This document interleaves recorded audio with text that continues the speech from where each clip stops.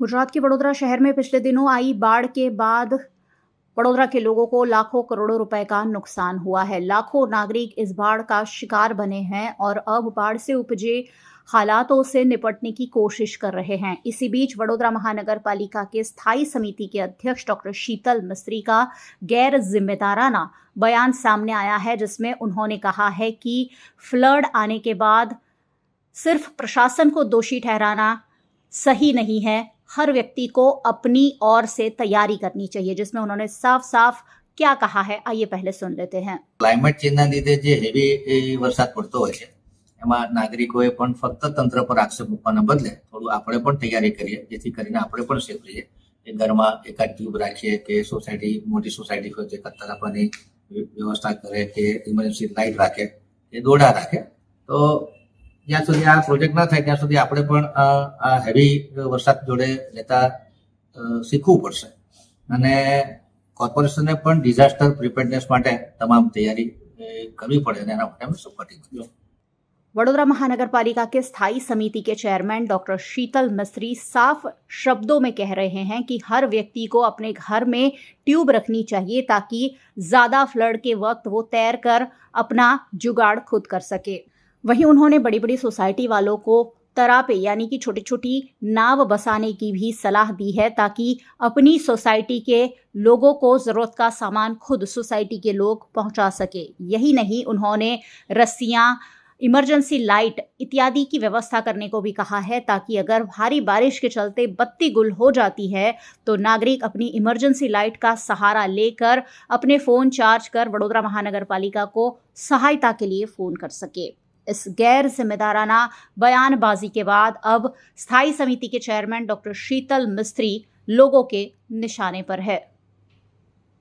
वडोदरा शहर में बाढ़ का जायजा लेने आए गुजरात के मुख्यमंत्री भूपेंद्र पटेल ने उस वक्त आनन फानन में वडोदरा के विश्वामित्री प्रोजेक्ट के लिए 1200 करोड़ रुपए देने का ऐलान कर दिया। लेकिन 1200 करोड़ रुपए कब दिए जाएंगे, कहां खर्च होंगे, कैसे खर्च होंगे, किसकी जिम्मेदारी होगी, कौन अधिकारी होंगे, कौन जनप्रतिनिधि होंगे जो इस पर काम करेंगे, ये कुछ भी तय नहीं हो पाया है। ऐसे में विश्वामित्री प्रोजेक्ट के लिए दिए गए 1200 करोड़ रुपए अभी भी सालों तक मंजूर ना हो और मंजूर हो तो उस पर काम ना हो, ऐसी ही कुछ स्थिति दिख रही है। और इसीलिए शायद डॉक्टर शीतल मिस्त्री ने ऐसा बयान दिया है जिस पर कांग्रेस की नेता अमीर रावत ने आलोचना करते हुए डॉक्टर शीतल मिस्त्री और वडोदरा महानगर पालिका के साथ साथ राज्य सरकार और केंद्र सरकार को आड़े हाथों लिया है।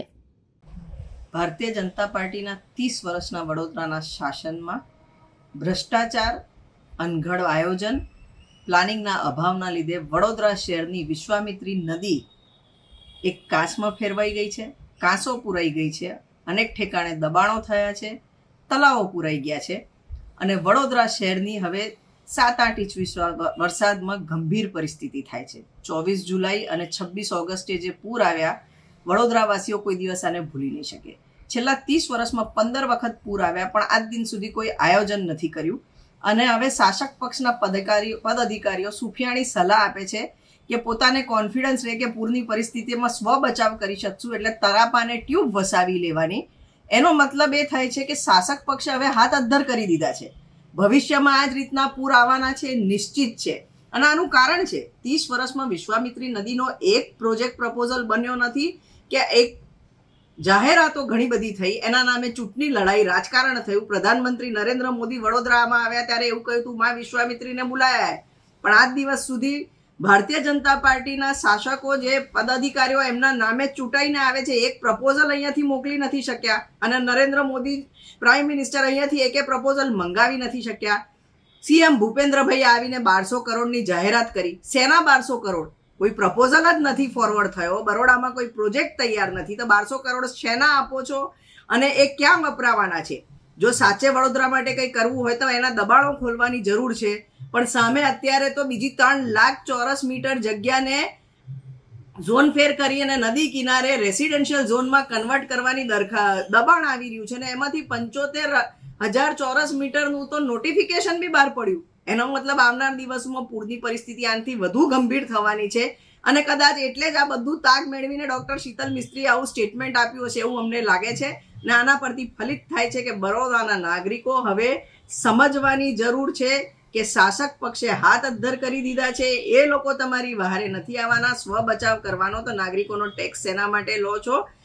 તમામ પદાધિકારીઓએ પોતાની જવાબદારી સ્વીકારીને રાજીનામા આપી દેવા છે. જવાબદારી ફક્ત હાલના પદાધિકારીઓની નથી, પાસ્ટના તમામ મેયર્સ અને સ્ટેન્ડિંગ કમિટી ચેરમેન જેને દબાણોમાં આ ખાડા કાન કરી અને બિલ્ડરોને પાસે ભરપેટ પૈસા લઈને બાંધકામ પરવાનગીઓ આપી છે, ખોટી પરવાનગીઓ આપી છે, તમામ આના માટે જવાબદાર છે.